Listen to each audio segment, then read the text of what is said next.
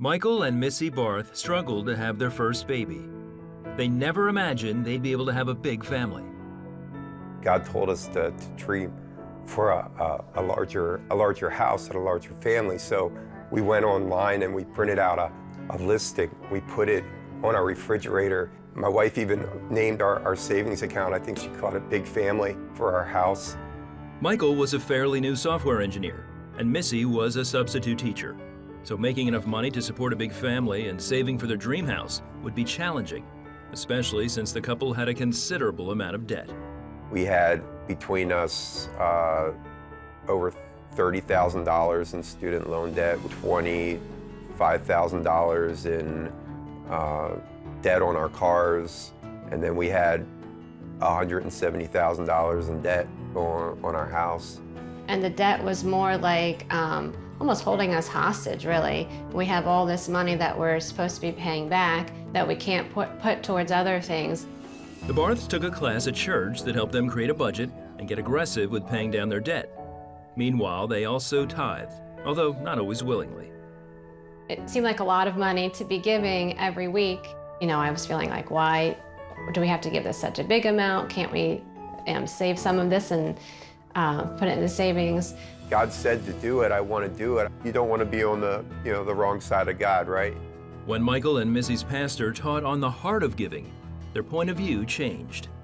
Before that, I felt like I was giving up something. But when my mind shifted, I actually felt like I was gaining something by giving, and it was very liberating. You don't give just because you have to. You give because you want to, and you realize that in giving, God will take care of you. As the couple tithed with this new perspective, they always had enough to provide for their growing family. God blessed me a lot. He blessed me with some large raises along the way and a bunch of awards. In less than 4 years, they were able to pay off their debt of $60,000 in school loans, car loans, and their home equity line of credit. When I'm willing to trust God with my finances and I'm willing to give to others and to the ministry, and then He provides the increase to not only cover that, but so much more. It became easier to give bigger amounts, and we saw increase back to us even bigger. With 5 kids in a 1,600 square foot home and a baby on the way, they knew it was time to get their big house. Still, they chose to sacrificially give to their church's building fund.